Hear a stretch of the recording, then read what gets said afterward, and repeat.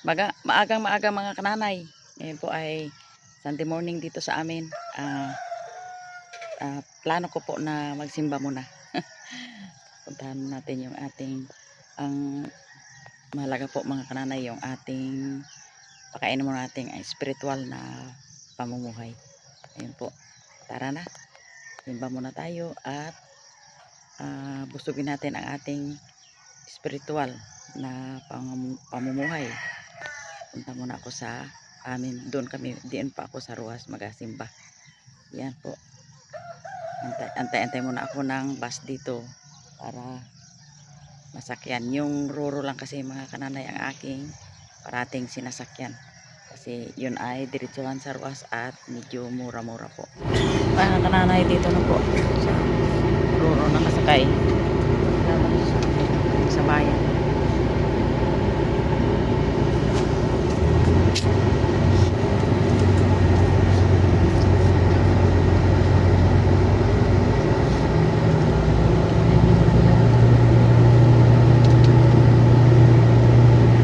Mga kananay, dito na po ako sa Ruas at hindi pa po ako na kumain galing sa amin. Ay kain muna tayo. Kain muna ako sa restaurant bago magsimba. Yan. Ang ulam ko po ito. Pansit bihon.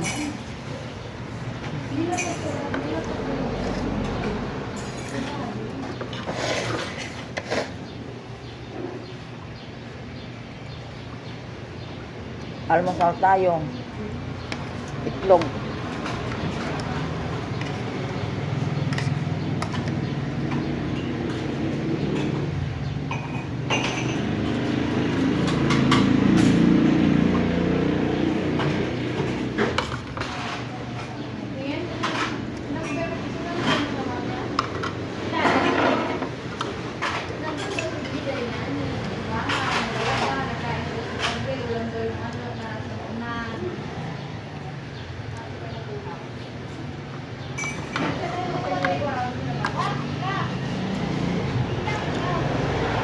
Itlog sa umaga.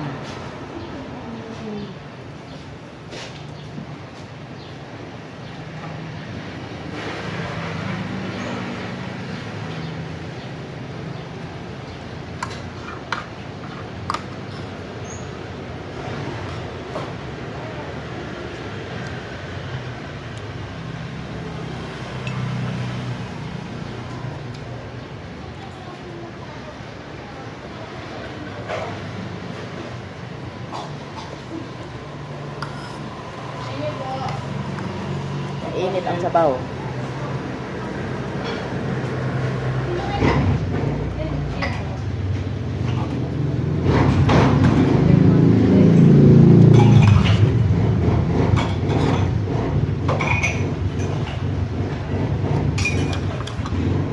Okay mga kananay, next po na pupuntahan ko. Heart, without Christ in you, the hope of glory attitude. Amen? Where you can touch the government sector, the media sector, lahat ng sector na kaya mong i-touch. No? Kaya nga sabi nun, di ba? Sabi ng Panginoon, no? Paano binigyan ng emphasis ng Panginoon yung bawat isa na kung saan ay, sabi niya, Amen? Yes. You have to live with your brothers, with your sisters, with your brethren. Ano man ang mangyari, ano man ang dapat nagkakaisa tayong totoo in the Spirit. Yes. Yung naiintindihan yung totoong mensahe. Yun ang kalaban mo sarili mo Yes. Masarap ang pagkain, may temptations, may kung ano-ano, napakasarap, pero you have to control. No? Kasi dyan nagtagumpay ang Panginoong Jesus Yes. No? How can you be an effective messenger, effective vessel kung puro kasakit sa katawan mo? Yes. No? You have to live, no? Yung talagang health mo, ma-regain back mo. No? Kasi isa yan sa ginagamit ng kaaway para ma-paralyze tayo. Yes. No? So, kailangan ma-restore ka dyan kapatid. Yes. At pag naintindihan mo yan, amen? Amen. Mas malakas ka pa Amen. sa God of this world. Yes. You will move in the dimension where the God is walking through Yes. you and in you. Amen.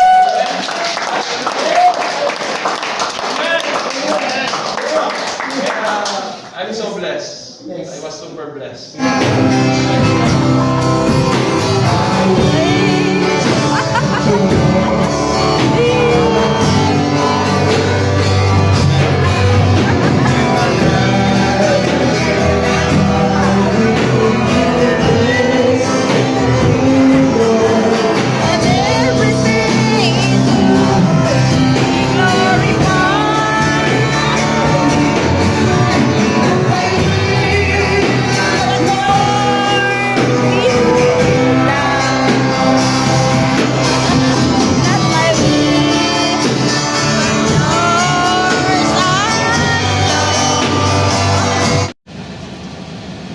Mga kananay, dito na po ako sa terminal ng Roas at pauwi na. Sakay na po ako dito sa van. Maya, biyahe na kami.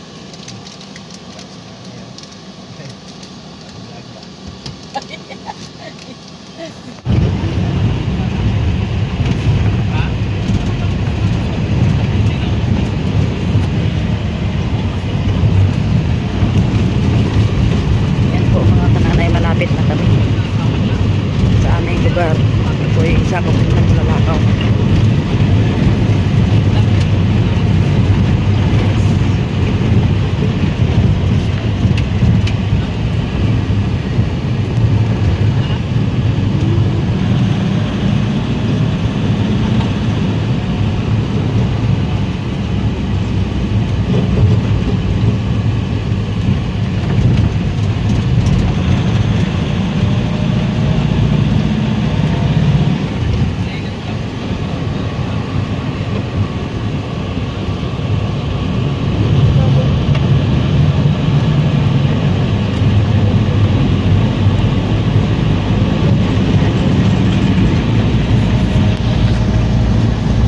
Mga kananay, pagdating ko po dito sa bahay ay yun po,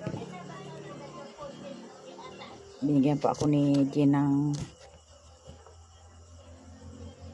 isda na tambakol. Yan, lutuin ko po ito mga kananay, ang taksiw sa tambakol. Yan, yung kamatis at bawang at sibuyas. Yan po.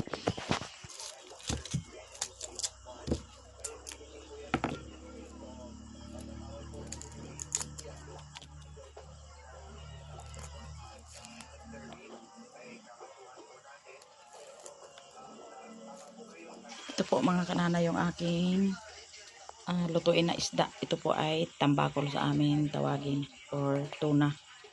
Yan, ang iasim ko po ay hinog na sampalok. Ito po ang nadatnan ko dito pagdating ko dito sa aming bahay. Yan, at ako'y luluto. Ito po mga kananay ang ulam ko ngayon.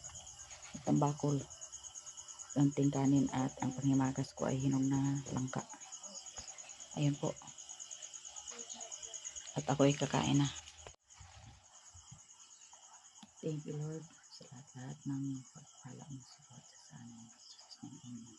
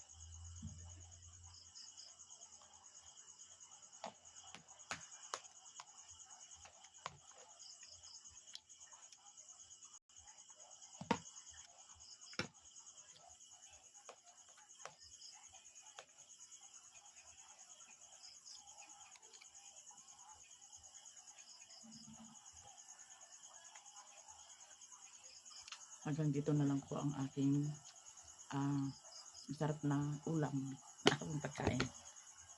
Maraming salamat sa inyong panonood. Thanks for